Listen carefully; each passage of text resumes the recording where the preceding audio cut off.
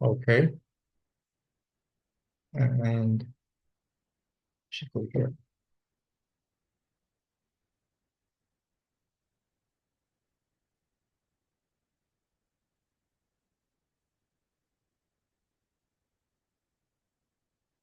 Now, I'm using one particular a PowerPoint. I hope we pick up right where we left off rather than having to go back. But I know that we will go back because I want to go full screen. So we're going back full screen. There we go.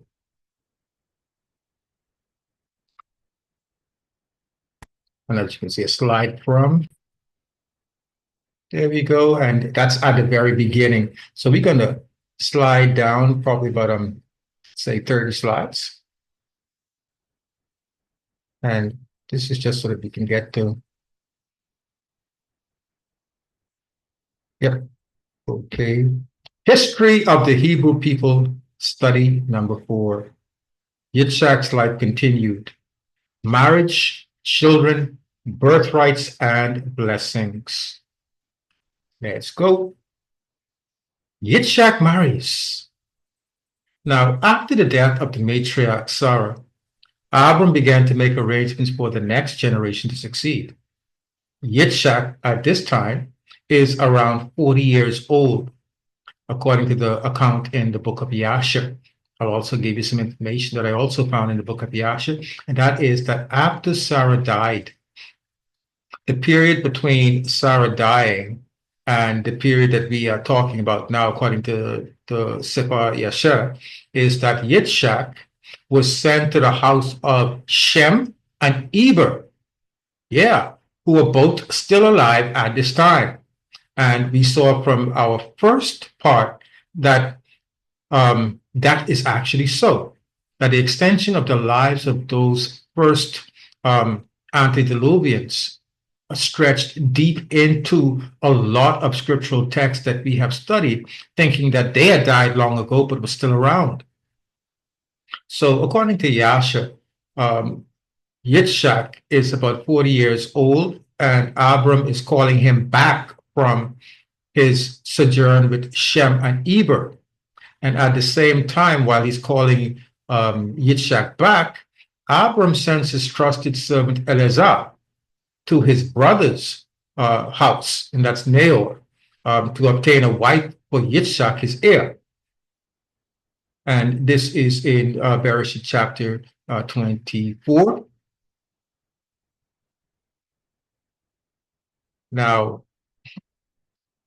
we see now, last week we looked at the first matriarch of Israel, and that was Sarah.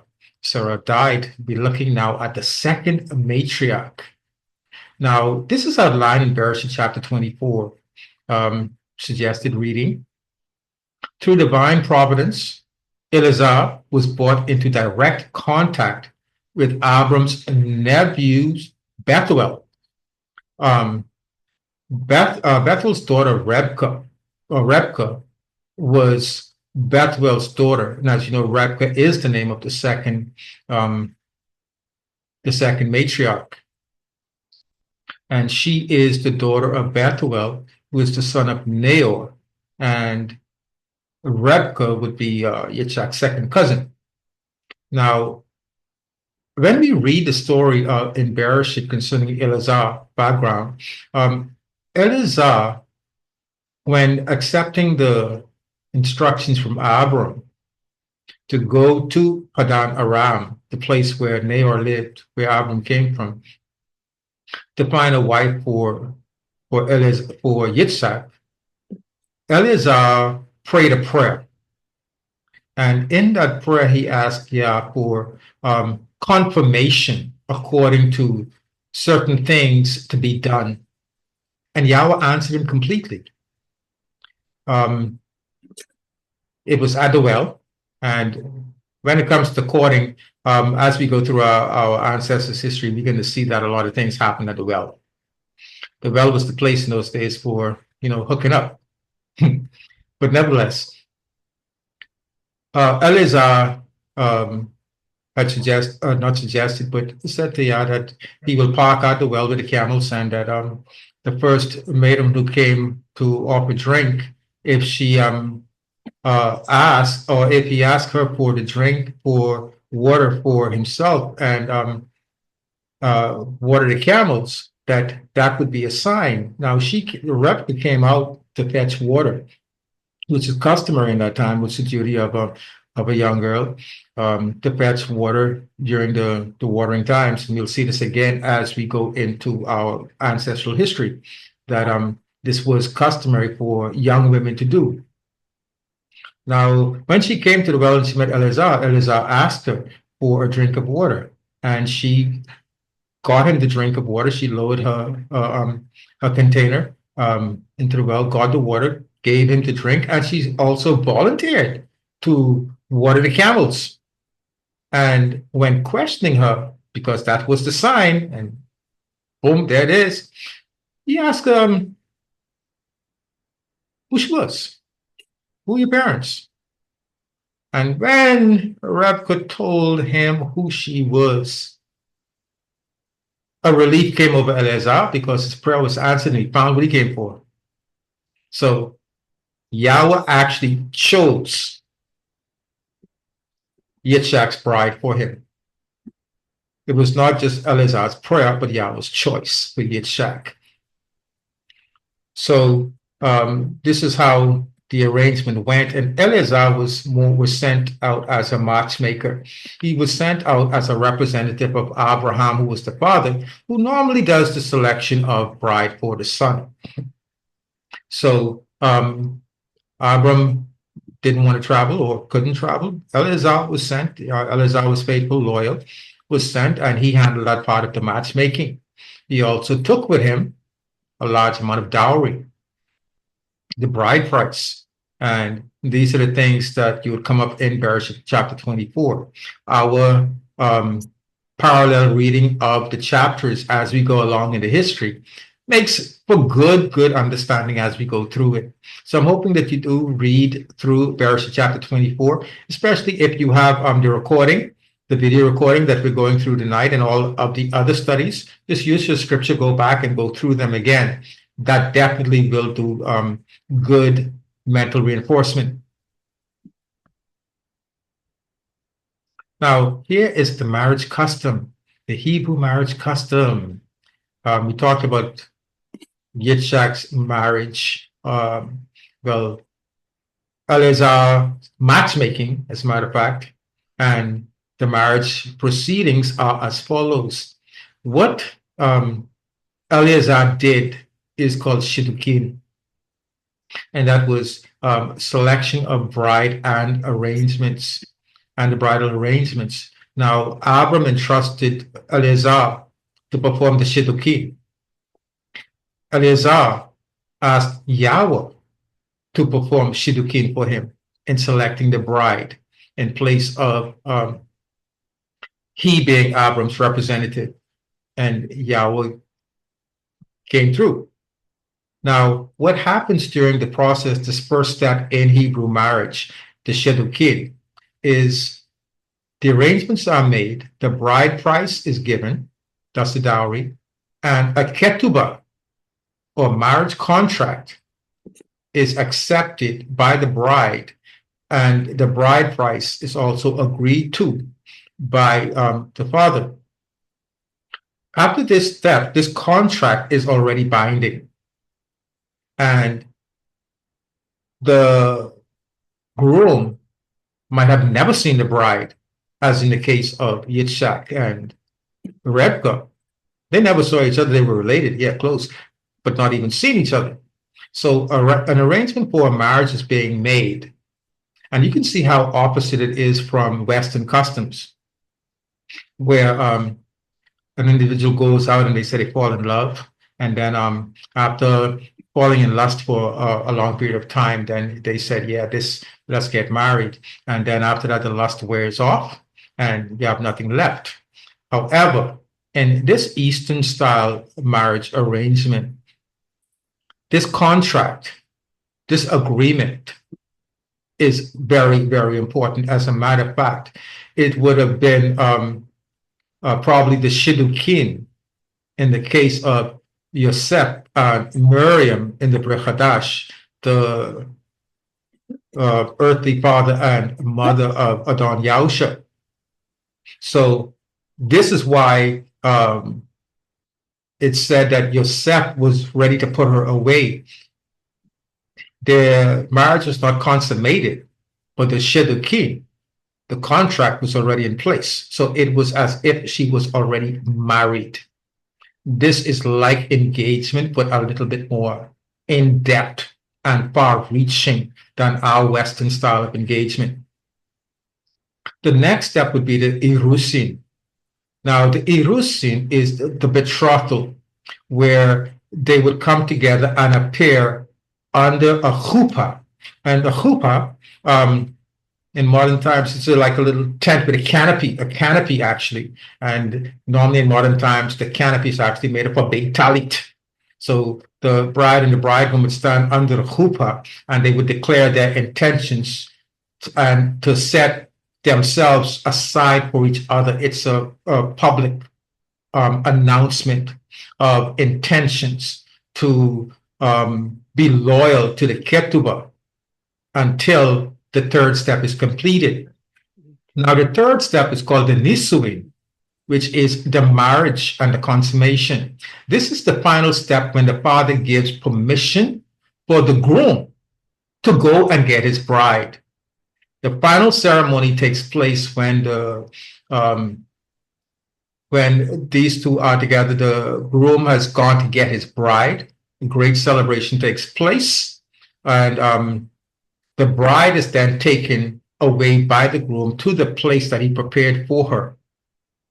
The father actually makes sure that from the time of the Shidduchin, that the time of the ketubah is taken, that the son is making preparation, a home preparation to bring his wife to.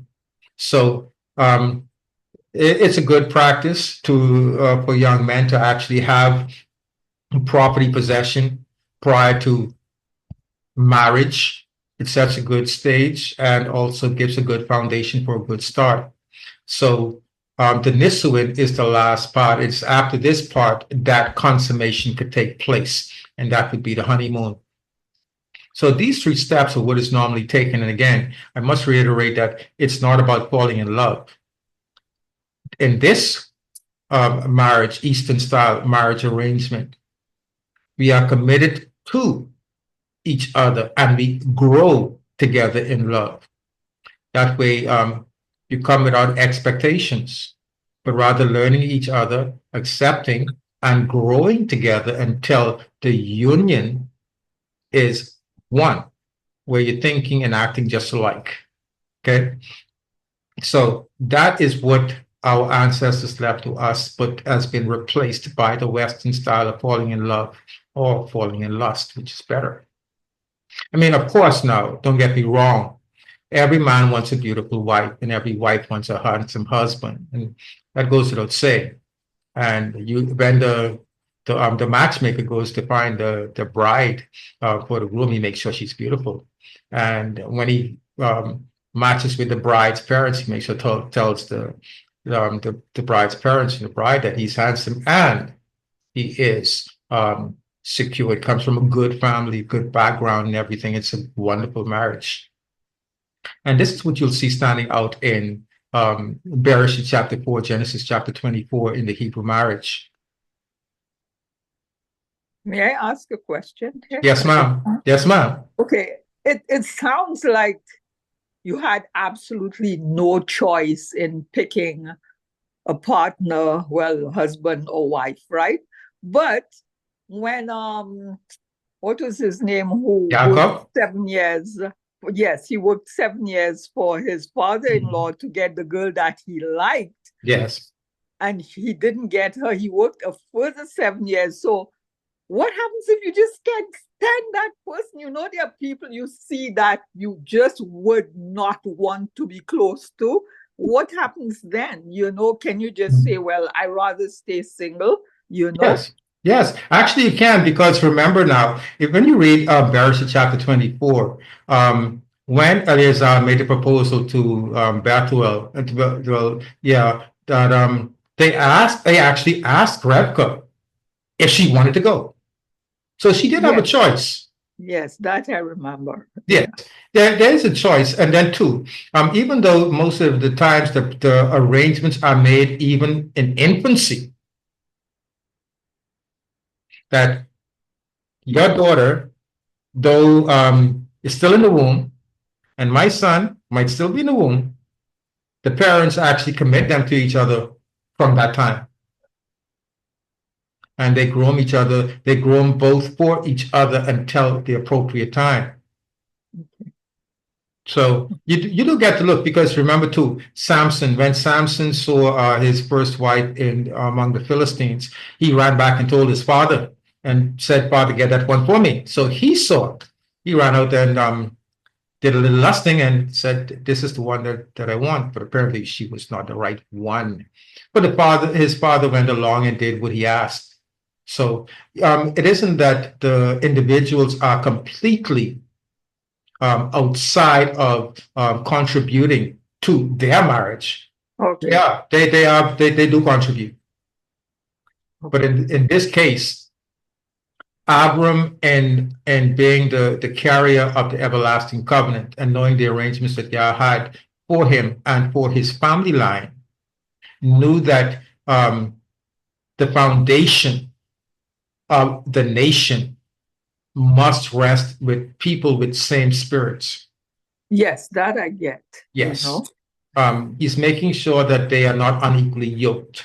Yes, As a yes, matter of fact, you would see that that this is Yitzchak's response to Yaakov when he sends him away. He said, "Do not take a woman from the land of Canaan." yes.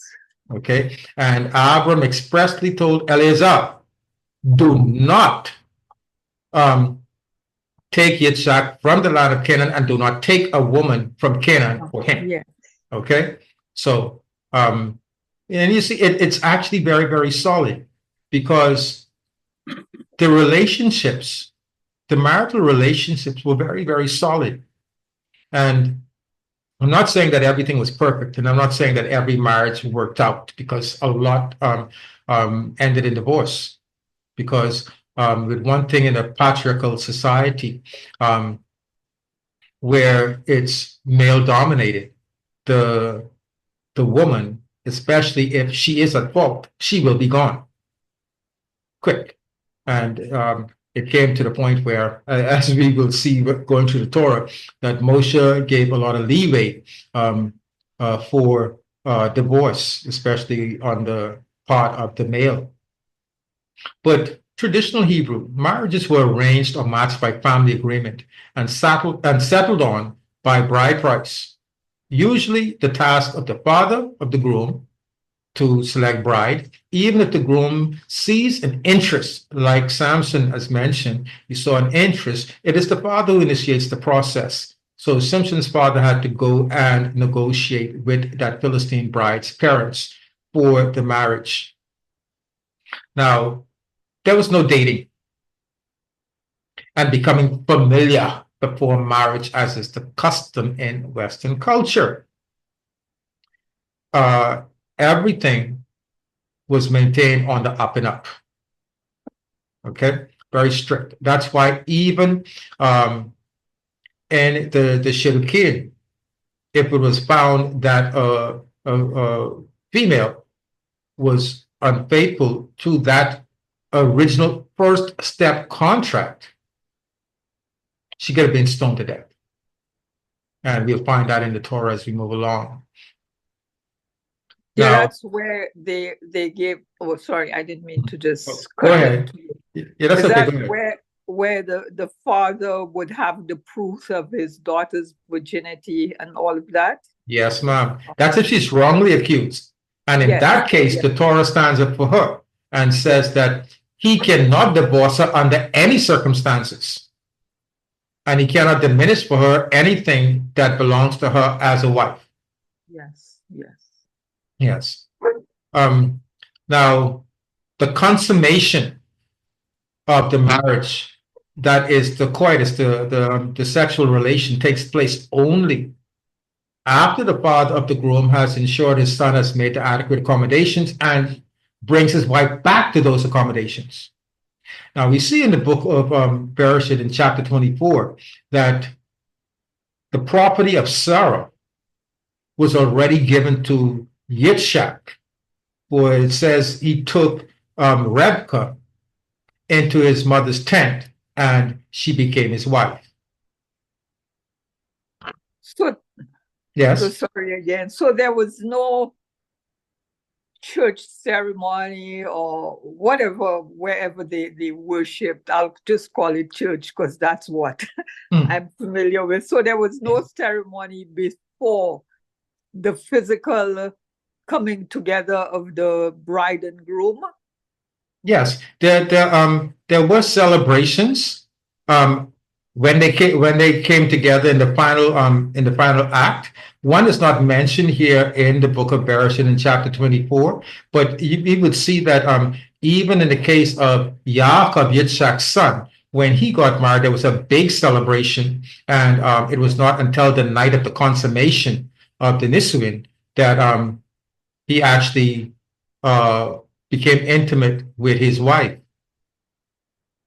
Okay, because someone asked me not too long ago about where did this thing about getting married, like the big whole marriage ceremony start, Yeah. where did it come from? Yeah. This, our most of our tradition, our social traditions, have been put on us by the Europeans, and the whole idea of church service and so on and so forth, like that for marriage, is actually Western and European. Yeah.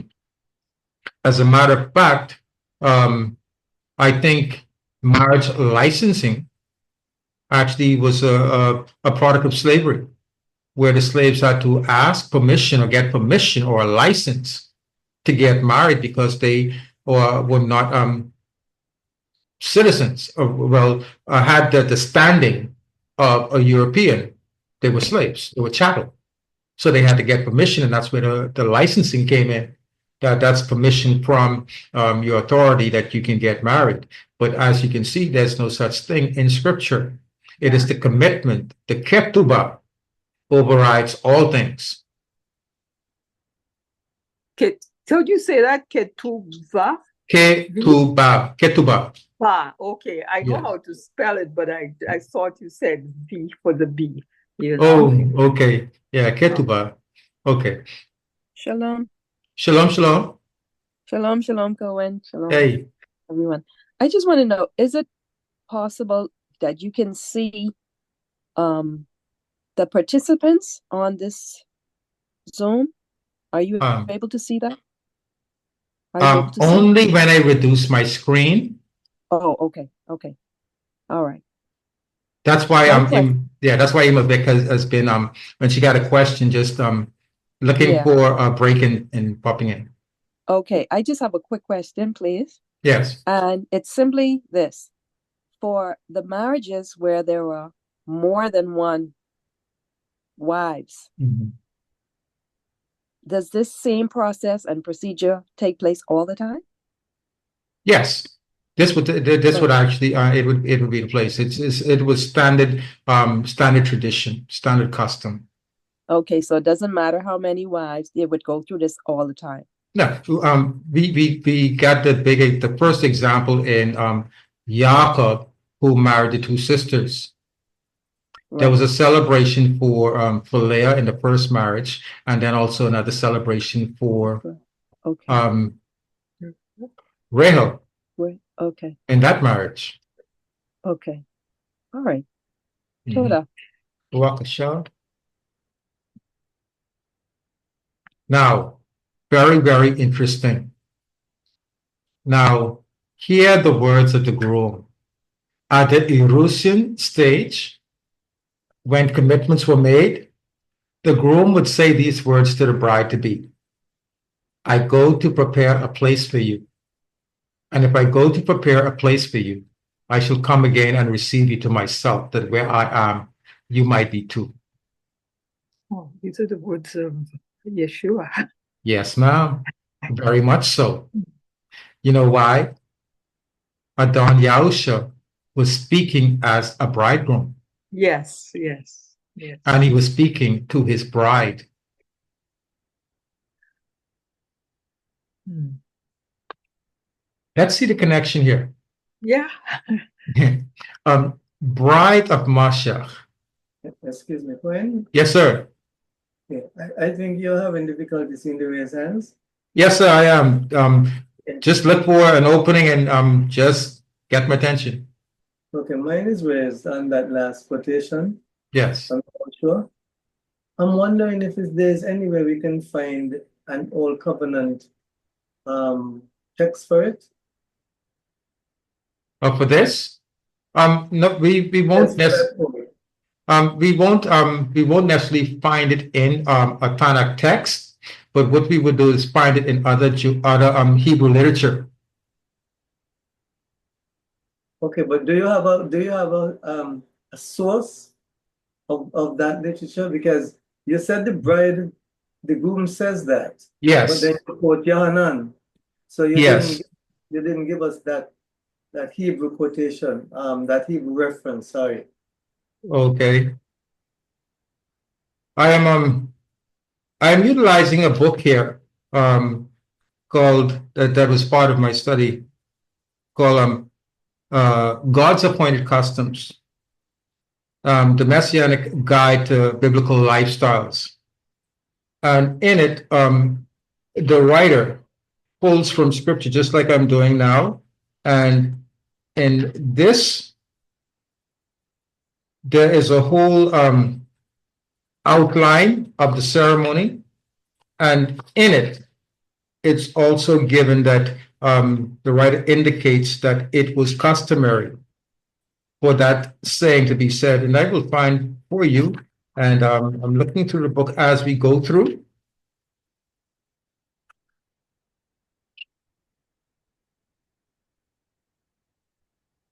Let me see if he has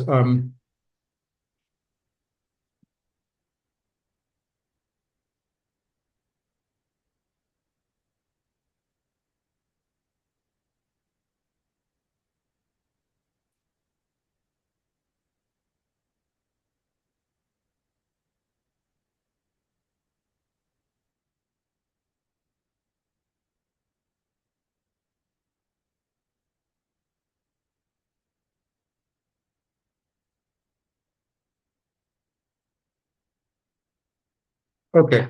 I'm reading from book written by Bonnie Castan, page 60 on the marriage. Says,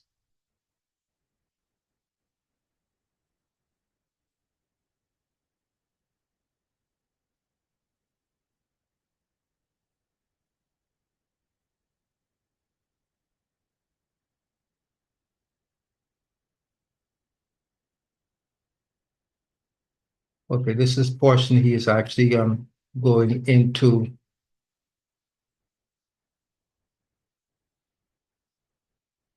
the bride statement. Okay, I know that I've seen this in not just this book in study, but another, and I can actually get it for you. Is it okay if I got that for you, Dr. Kadi? Saying that I don't have it right here? Yes, no problem at all. Okay, But okay. in the title for that book is The Messianic Guide to what? No, it's quoting directly from the cover, God's appointed customs. Yeah, and then A you said- messianic guide to biblical lifestyle Oh, yes. by Barney Kasdan, Barney Kasdan. And the marriage portion from page,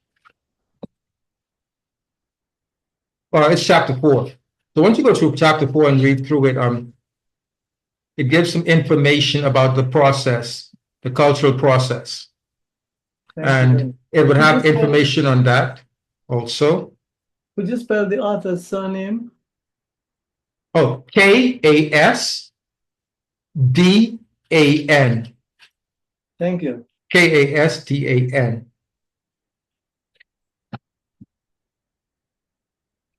Okay. In addition to that, you would notice too, as was mentioned earlier, the father is responsible for ensuring that the groom has made adequate preparation to receive his bride. And it is after the Erusin stage that he would actually leave her and say that I'm coming back for you. And these words by Adon Yahusha, and I will find it for you, Dr. Gotti, if you don't find it before me, where these words are the applicable words during the Erusin stage of marriage, where the groom tells the bride that he's coming back for her. He's going to prepare a place for her, and he's coming back for her. Okay, in this very same words that Adon Yahusha uses in Yochanan 14:2-3, when speaking to his bride. Now, bride of Mashiach. Now, Yahweh performed Erusin at Mount Sinai with Israel as his espoused. And this is the way we should actually look at the relationship between the nation of Israel, and I'm not talking about the state of Israel occupying the land right now. I'm talking about the Israel that Yah has secured for himself, which I do hope everybody understands that is different from what we have going on in modern times. That even though that there are some Israelites in the land, that the majority of those in the land are not Israelites, are not covenant, even though claiming to be under the covenant. But Yahweh performed Erusin with Israel at Mount Sinai. The Torah, being the covenant, is the marriage ketubah, to which Israel agreed, saying, all that Yahweh has spoken, we shall do. And this is in Shemot 19, verse 8. The blood of the bull in Shemot chapter 24 that Moshe would have sprinkled on the Torah and on the people, uniting the contract to the people, would seal the agreement. Yahweh has selected for his son a renewed bride with a renewed covenant, Erusin or Ketubah, sealed by his own blood, that his being Yahusha, his son's blood. There's one bridegroom and one bride. Israel in the renewed covenant is the bride of Moshe. There's not a bride for Yahweh. Yahweh selected a bride for his son. And he espoused his son to that bride even before his son came in flesh. But the bride was always for the son. So the father did the selecting, because even as believers now, as Israelites now who are in the renewed covenant, we are espoused to Adon Yahusha. It was always the intent. Israel has not necessarily changed in the eyes of Yah. Israel is changed in the eyes of the world, but not in the eyes of Yah. Yah is still looking for the exact people whom he made the covenant with through his servant Abram. He looks at those people as being the bride, and they are fully bride when they have entered into the covenant through Master Yahusha. The renewed covenant, the living of the Torah, and the sealing by the blood of Adon Yahusha, allowing for the Ruach HaKodesh to dwell, joins us to the Father. The Father actually directs us to Adon Yahusha, who in turns performs the reconciliation and joins us back. And when we're joined back, we are his bride. Is there any hand up? Okay. So if somebody can find Ephesians or Ephesians chapter 5, 25 to 27, Shaul, in his letter to the assembly at Ephesus, made this statement showing that Israel of renewed covenant, under renewed covenant in Yahusha, is indeed his bride. And he does this by showing the marital relationship between humans and the relationship to Yahweh and his human bride. If you have that, can you read it, please? Someone read it?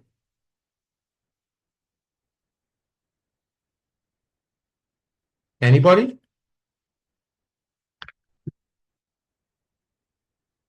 Okay.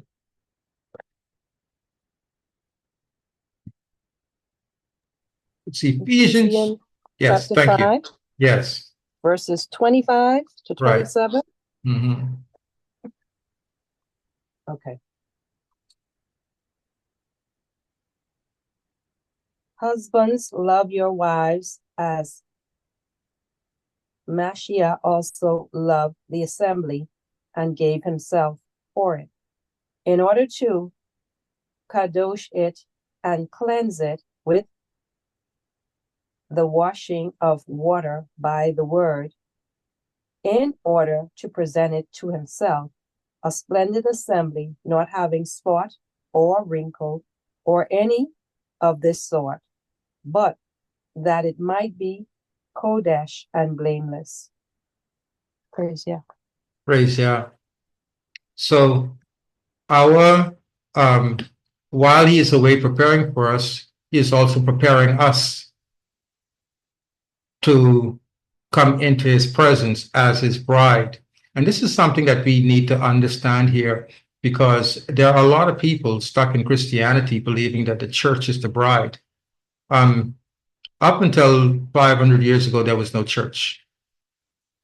Just for a little bit of history, there was no church.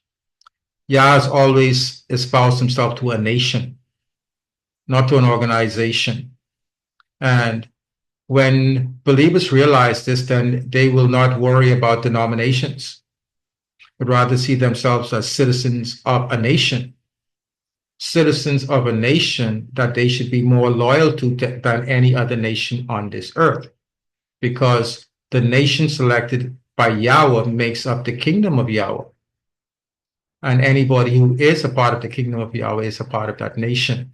And this resounds throughout scripture, both in Tanakh and Brit Hadash. Adon Yahusha made it very clear in Yochanan or John 10 when he says, "Are the sheep that I have that are not of this fold?" The fold being the nation of Israel, said, "Those I must bring also, so that there might be one fold with one shepherd, one bride and one bridegroom." So this is where we know for sure that indeed that it is the people, the nation of renewed Israel, that is the bride of Moshiach. And the thing is, yes, When? yes, sir, Yes, I have a hand up. yes, sir. I just need a clarification. When you read the text, Mhm. it says, it speaks about the assembly, Yes, as Mashiach also loved the assembly. yes, But in your explanation, you're referring to the nation. yes. So my question is, how does the assembly relate to the nation? Okay. The Israel in Tanakh is called Kahal. Kahal is the Hebrew word for assembly or congregation. And Brit Hadash, the Greek uses the word ecclesia, which also means assembly or congregation, the very words used of Israel. When it speaks of the congregation of Israel, it speaks of the Kahal of Israel. And Israel is indeed a nation. So my statement that Israel is a nation, and Yahusha is married to a nation, stands there. You see what I'm saying? Or still need more clarification? Sakan? Yeah, I'm trying to Mhm. I'm trying to understand because okay, I look at the word assembly as a unit, Yes. and um, in the scriptures, reference is made to different assemblies. Yes. So you have, for example, the assembly at Ephesus, the assembly at Galatia, and so on. So the way I would see it is that the assembly is not the nation, but the nation is made up of the assemblies, rather than using both synonymously. But if the assemblies make up the nation and the nation is the assemblies, couldn't we use it interchangeably? But if I'm referring to the assembly at Ephesus, I'm not referring to the whole nation. Yes, it's almost like saying you're talking about a tribe of Israel, but that tribe still represents and is a part of Israel. Yeah, but right, I understand what you're saying. It is a subset of, Yes. it's not the whole.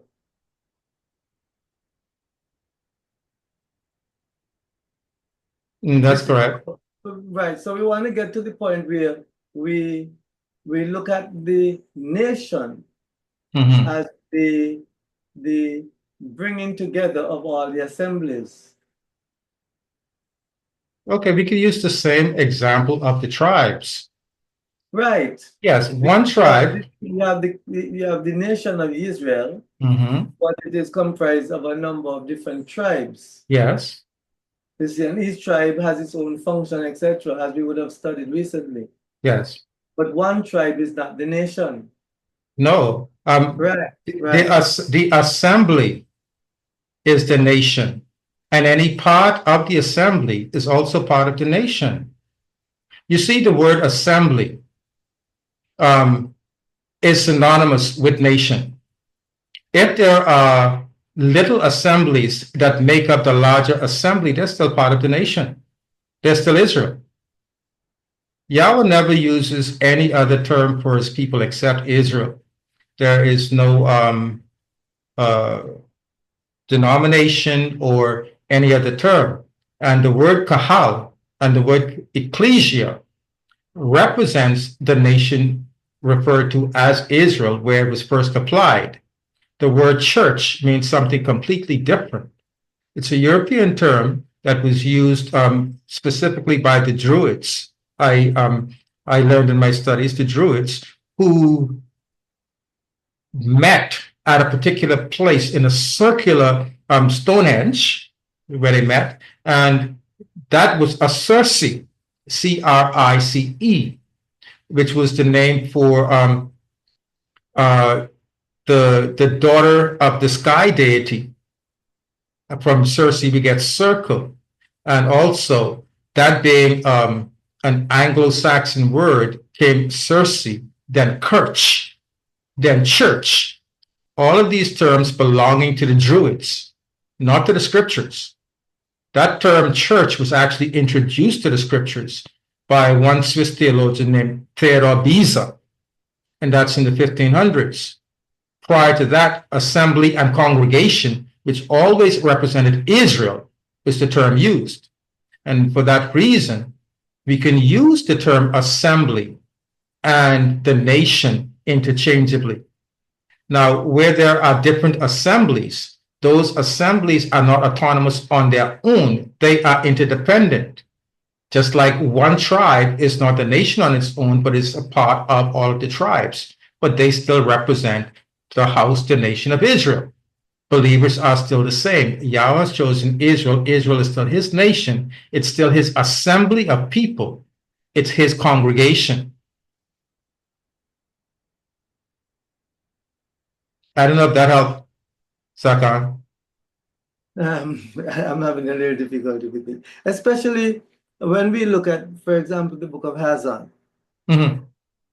and it says, "He who has an ear, let him hear what the Ruach says to the assemblies." Yes.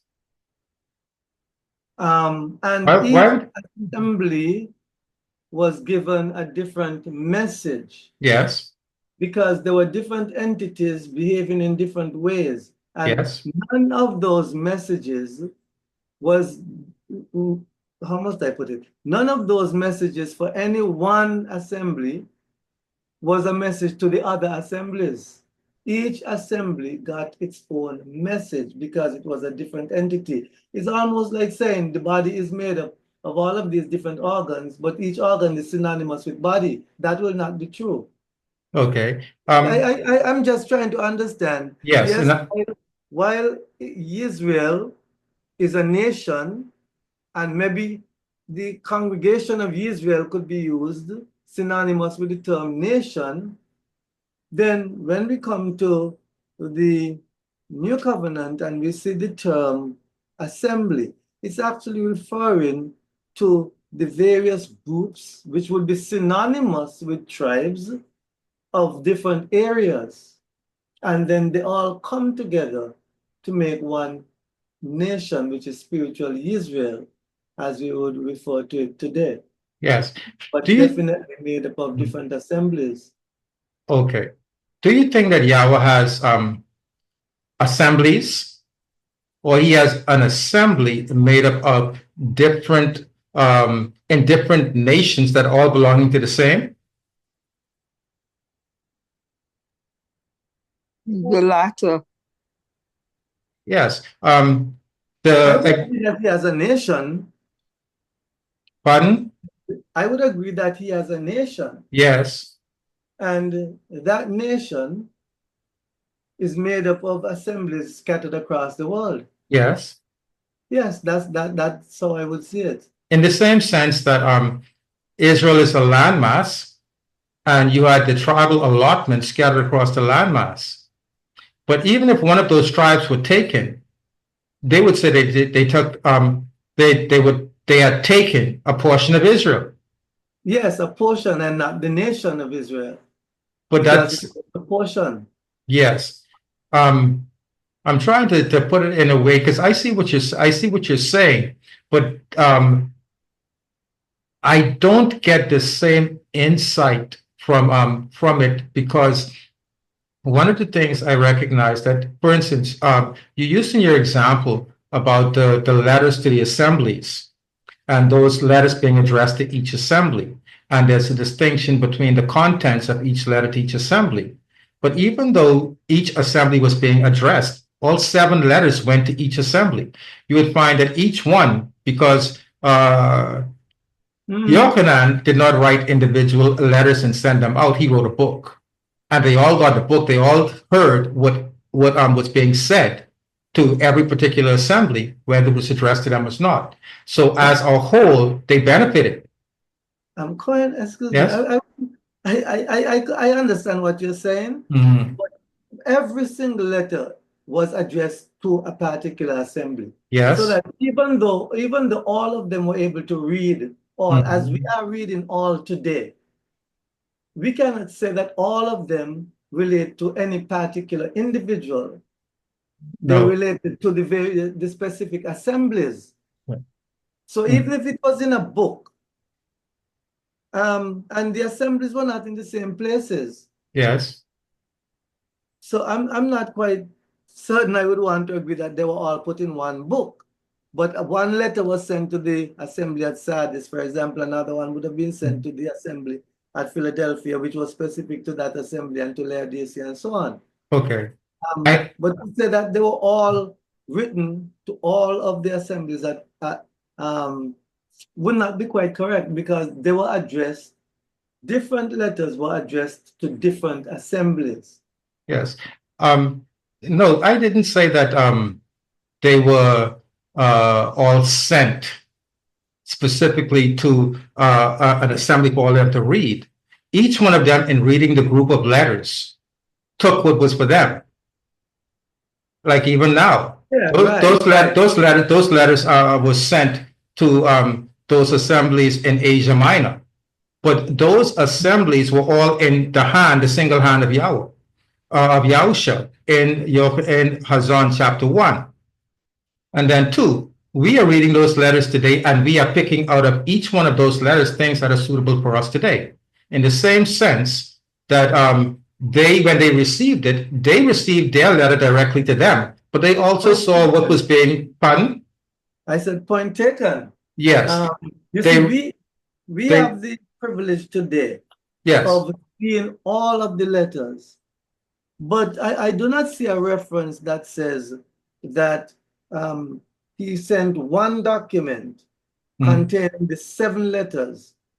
Actually, churches. I am not seeing that. Actually, the statement that I made is correct in that he did not. There is no proof that he wrote separate letters.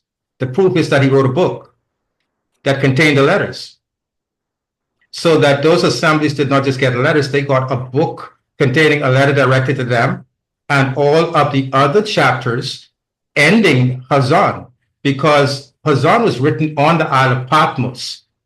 Individual letters were not sent out. This whole book was compiled on the island of Patmos. So each assembly received the book, the entirety of the book at the same time. Everybody did.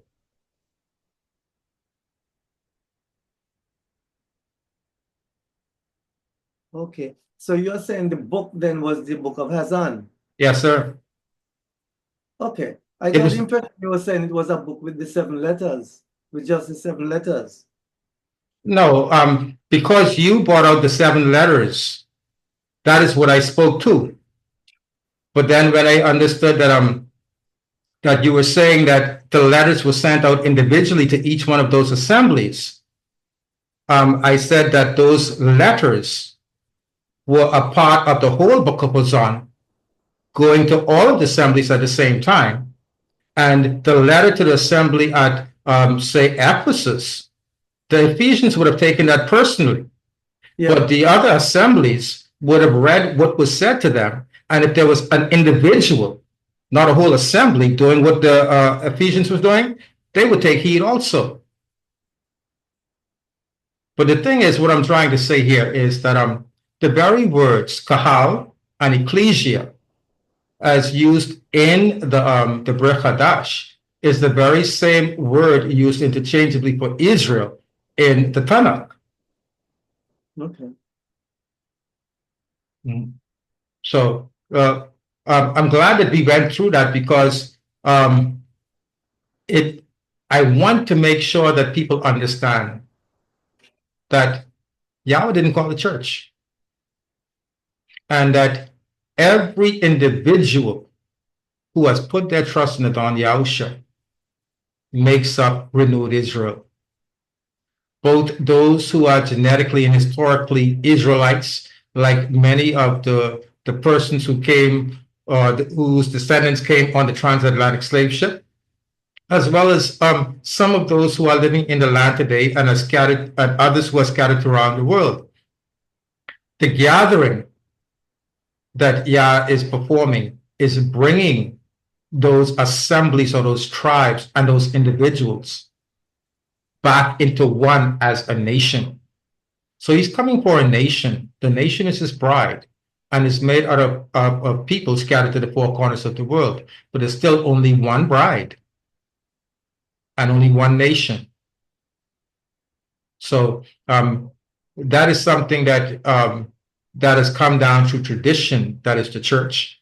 That Yah spoke to the church, that Yah purchased the church, and that but the church was never in Scripture.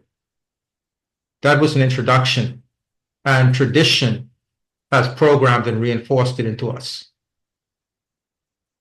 So once we get the understanding that Yah has a nation of people for himself, and that nation is his bride, then we begin to move into the understanding that the ketubah, which is the Torah, is extremely important, because it is our loyalty and fidelity to the bridegroom. Okay, and then once you have a nation, then that removes denominations. There's somebody who's going to say something just now. I was going to ask something. I don't know whether there's a hand up. Can you, let me see. No, there's no hand up. So Okay. I was going to make a small comment about the different sets of people whose hope is in Yeshua for salvation. Yes.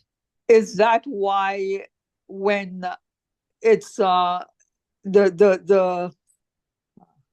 Exodus from Egypt, it's mentioned that a mixed multitude came up from Egypt, Egypt being the representation of the people who didn't follow the Torah as they do now, right? Yes. As today. So that says that there were different groups of people and sets, and I won't call them churches because like you said, it's not a church, like nations, and so that's the same thing, right? Several nations coming together to form the bride of Yeshua.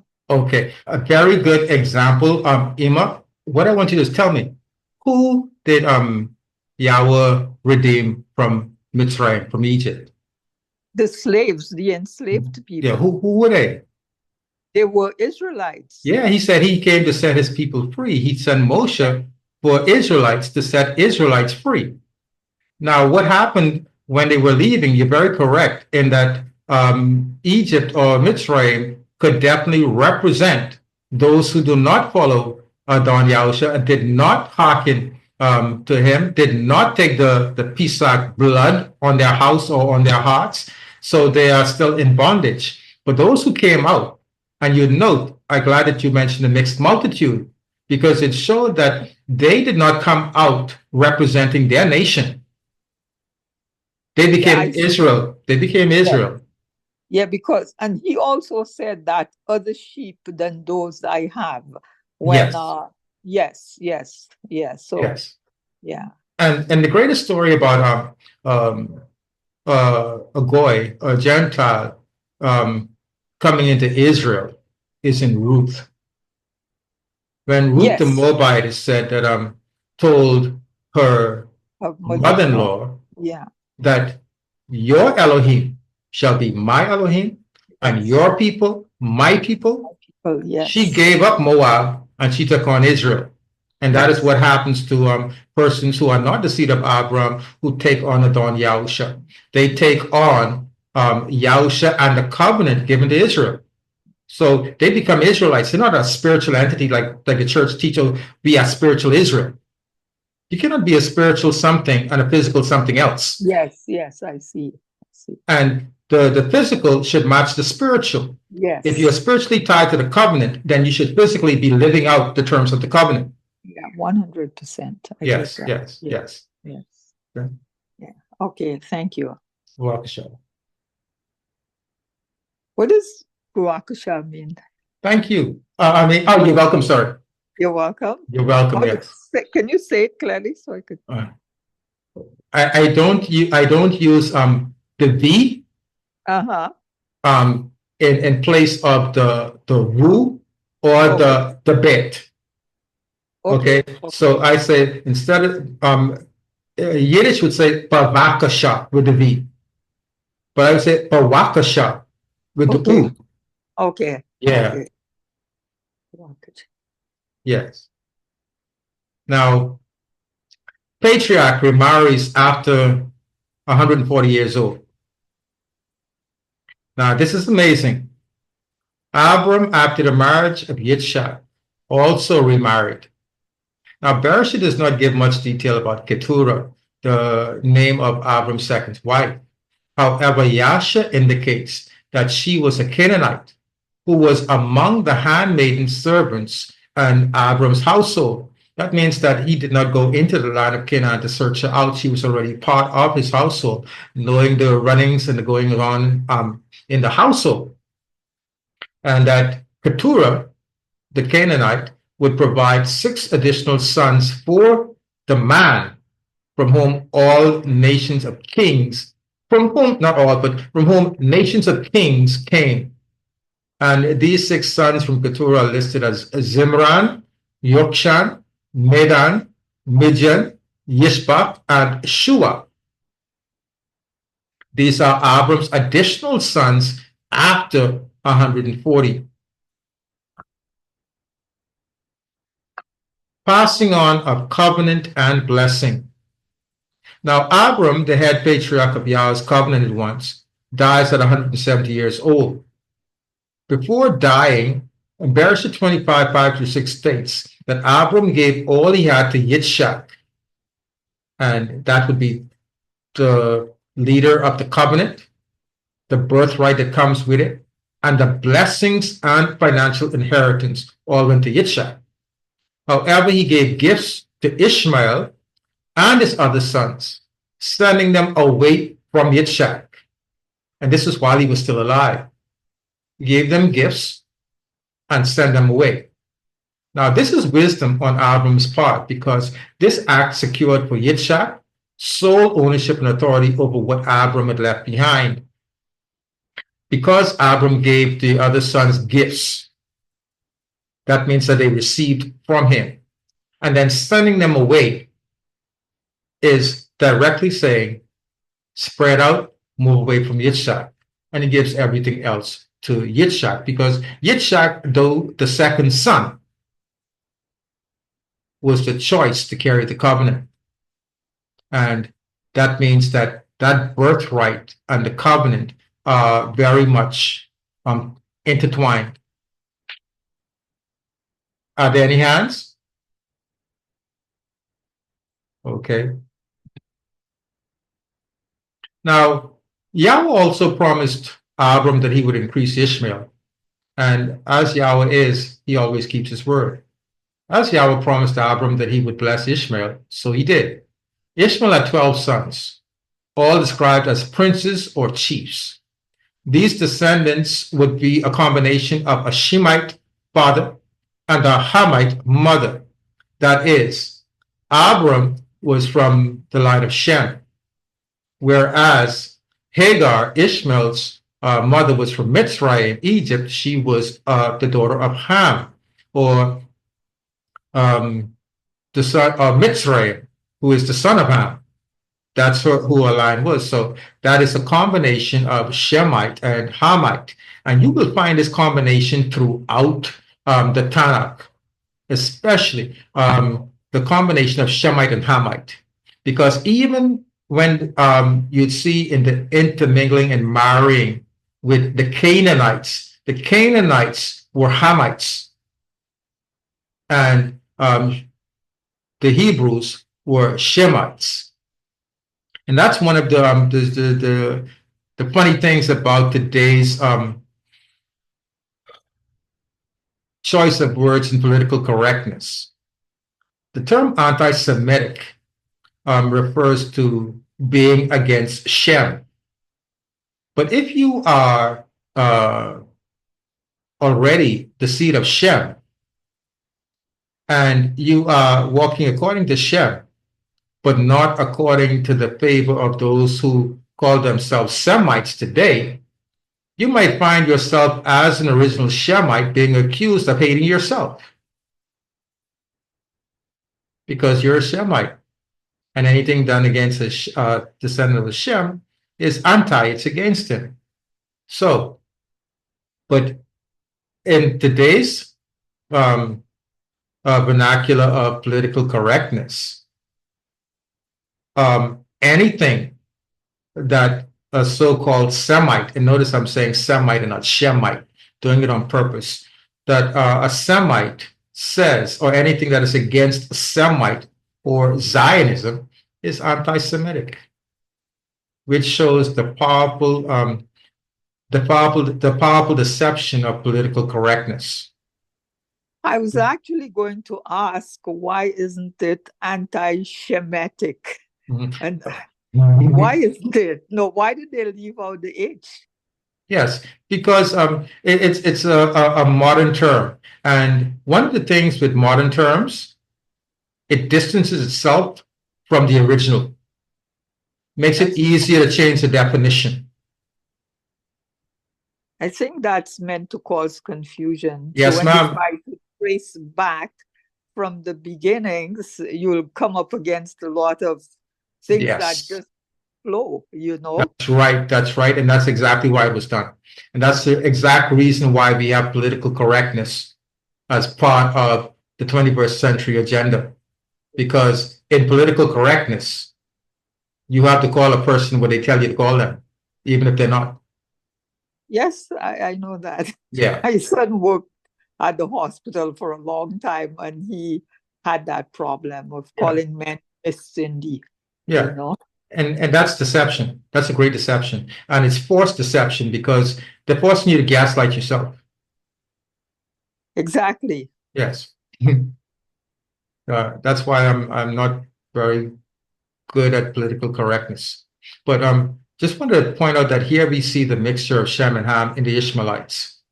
And remember this going forward, because these would actually, they started nomadic because Ishmael was a hunter.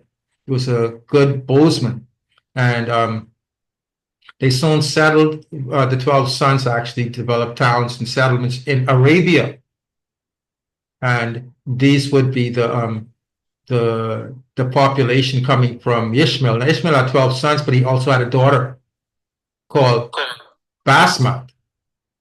And you'll see her name come up as we go through the genealogy, because she comes into, actually, Esau takes her as one of his wives. That joins Esau, Edomites, to the Ishmaelites, and bringing about what most people call today the modern Arabians. And by the way, both Shem and Ham were of same complexion, and so were Ishmaelites. In the day and the historical time that we're talking in now, were the same complexion, heavily melanated, sorry. Who was heavily melanated? Shem Sham? Oh. and Ham. Oh, why were they like closer in complexion? Like, Yeah. why? Well, all of Noah's sons originally were, I believe, were all of one complexion, but only two stayed in the same vicinity, basically.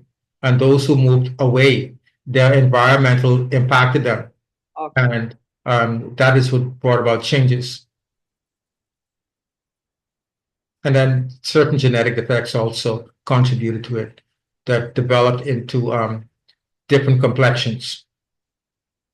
Maybe mixings too, like of the nations, like Yeah, there is a mix. There is a deliberate mixing going on right now, and that too is to cause confusion. Not that it's anything. It's a sin to marry someone from no, another no, race, no. but rather that they are purposely doing it because there's a desired outcome.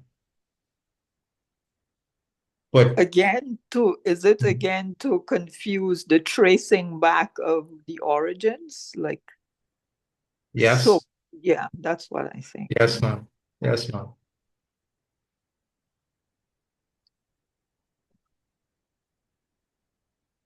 Now, we come now to the next generation of covenanted ones. Should it be covenanted one? Yitzhak and Rebekah are childless in marriage for the first 20 years. Yitzhak would be 60 years old at this time. Rebekah could be in early 20s. Yitzhak's prayer for Rebekah, because she was childless, was heard, and Yahweh blessed them with the fruit of the womb. Now, once she was pregnant, Rebekah birthed a set of twins. But prophetically from the womb, these two personalities clashed from the time they were conceived. She asked Yahweh concerning her rough pregnancy, and Yahweh informed her that she has two nations distinct from each other who were in her womb and fighting, and that the older would serve the younger. And this struggle began in the 1700 BCE and continues now to the 21st century.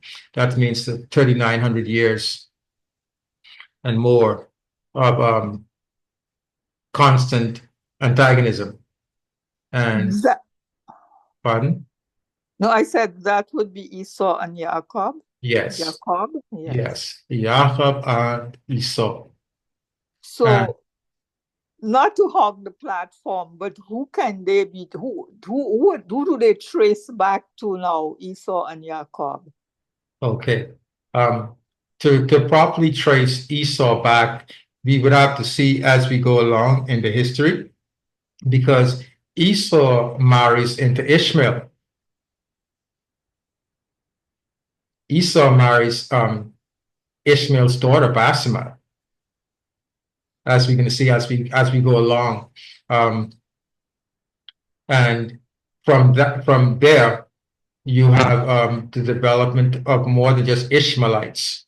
You have Ishmaelites joined with Edom, the son of the son of Yitzhak, to actually develop into what we have today as the various uh, inhabitants of the Arabian Peninsula, and also East Africa and Western India and Southern India.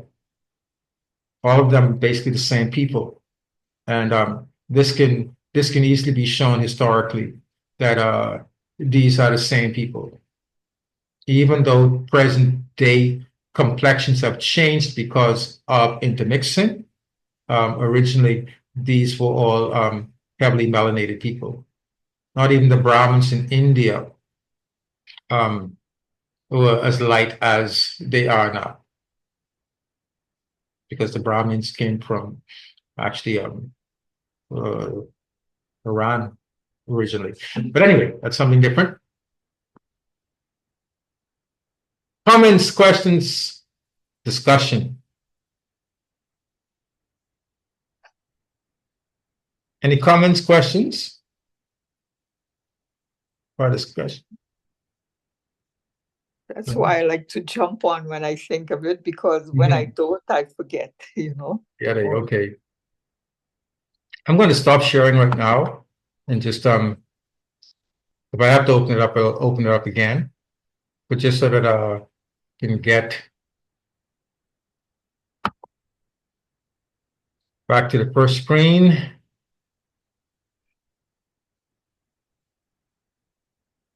Okay, there we go. Okay. How are we doing now? How's everybody? So far, I'm good with what you discussed this far. Okay. Okay. Everybody clear and understands what was discussed?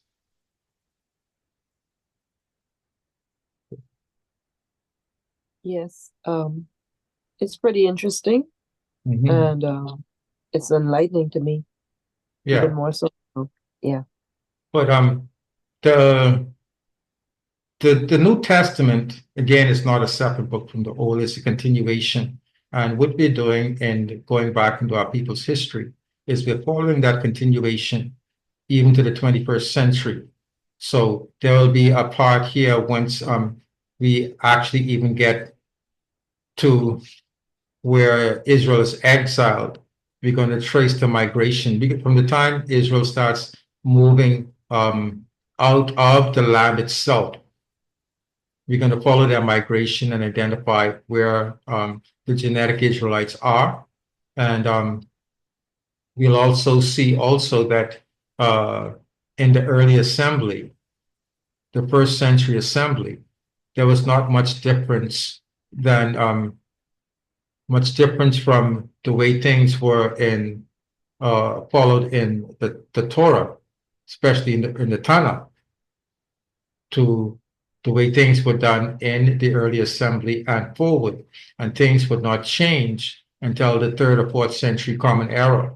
And that would start a whole development of traditions and customs that are alien from the scriptures as we know it. And that is what has given us our modern day traditions and customs that are completely against scripture. So I want to ask one more time. I see Imaji is on. Shalom, Imaji. Welcome to the platform. I also want to Give an opportunity. Does anybody have another question or a statement or something they want to mention, or even a question that might not be pertaining to what we're discussing?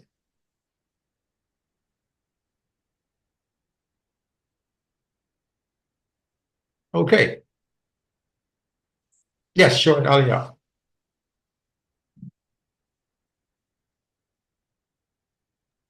Shalom, shalom. Well, I thought it was pretty interesting on this whole Hebrew, the marriages, but I want to switch over for a minute and go okay. into the book of Hazan, Yes.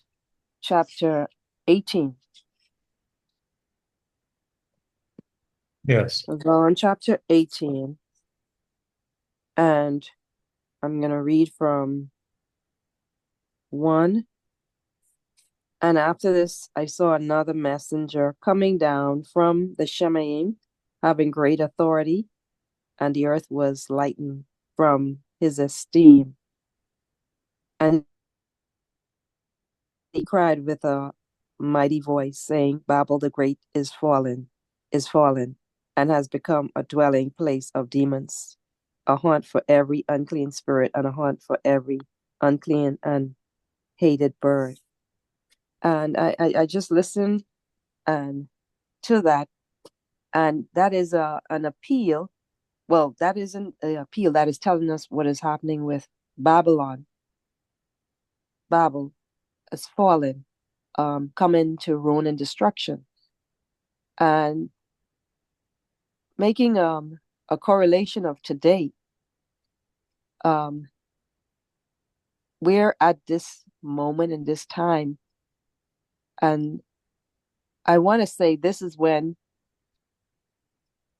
our ancestors were coming out of Egypt. It seems to be basically the same thing. When I say the same thing, it seems like this is a period where we're at right now. And I want to make sure this is clear. Hold on. Let me just go into the second one. The second one is verse was, hold on. And okay, 4. And I heard another voice from the Shemaim saying, Come out of her, my people, lest you share in her sins, unless you receive of her plagues.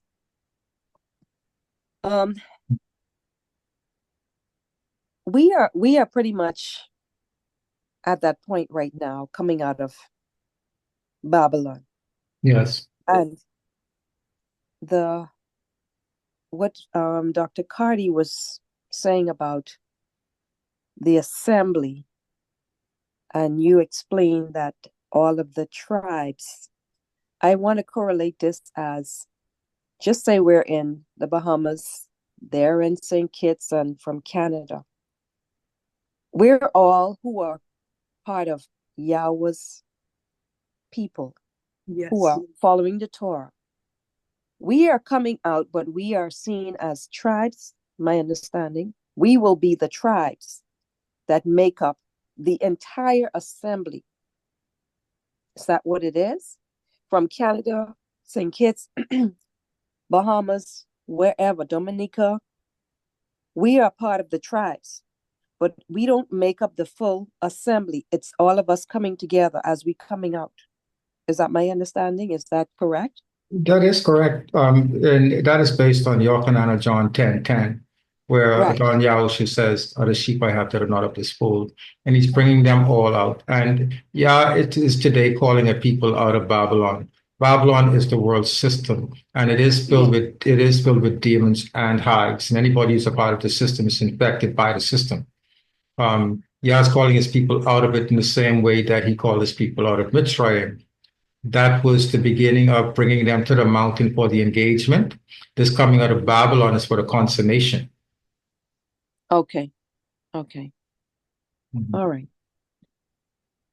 Well, Toda. Walk a shop, walk a shop, walk a shop.